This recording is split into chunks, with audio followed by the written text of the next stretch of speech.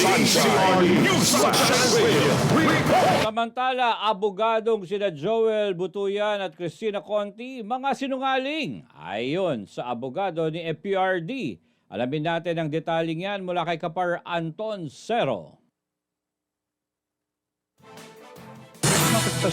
Matinding banat ang pinakawala ni Atty. Nicholas Kaufman, lead counsel ni dating Pangulong Rodrigo Duterte sa ICC laban sa mga abogado ng kabilang kampo, sina Atty. Joel Butuyan at Atty. Cristina Conti dahil umano sa sinadyang pagpapakalat ng mga maling impormasyon sa publiko at media kaugnay sa isinasagawang proseso ng International Criminal Court. Giit ni Kaufman, hindi kailanman tinanggihan ng ICC ang mungkahi ng depensa hingil sa mas mahigpit na verification ng mga umano'y biktima ng kampanya kontra droga. Nilinaw niyang ito ay isang recommendation lamang na ipinabot sa Victims Participation and Reparation Section o VPRS at hindi formal na petisyon o kahilingang iniharap sa mga hukom ng ICC. Ang nilalaman mungkahi, gamitin ang parehong pamantayan ng social security system sa Pilipinas na nangangailangan ng mga lehitimong government-issued IDs tulad ng national ID o pasaporte bilang basihan sa verifikasyon ng mga lehitimong biktima upang matiyak ang integridad at kredibilidad ng mga isinampang reklamo.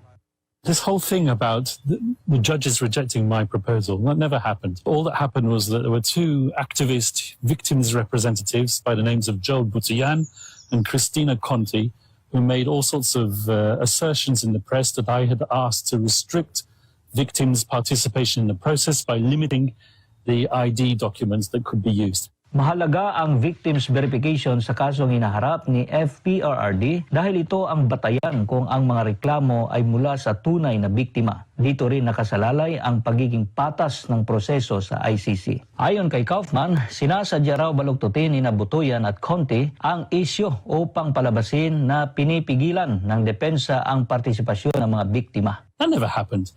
All I was doing was I was relying on what the Philippine social security system requires for ID to be verified in the Philippines. So this is not a question of the judges rejecting something that the defense asked for.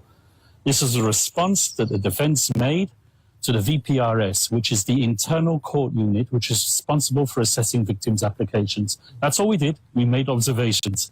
We didn't make a request which was rejected. That's a big lie.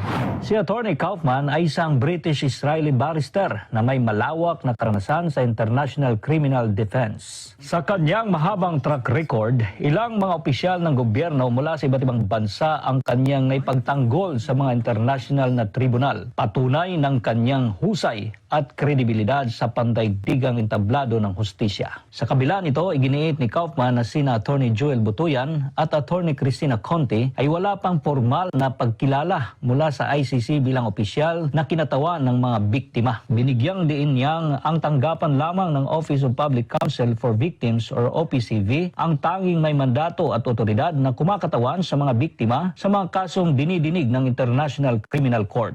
What they don't tell you is that they were not accepted at this present moment in time to be representatives of the victims, rather the OPCV, which is the unit which is dedicated to representing victims at the ICCs.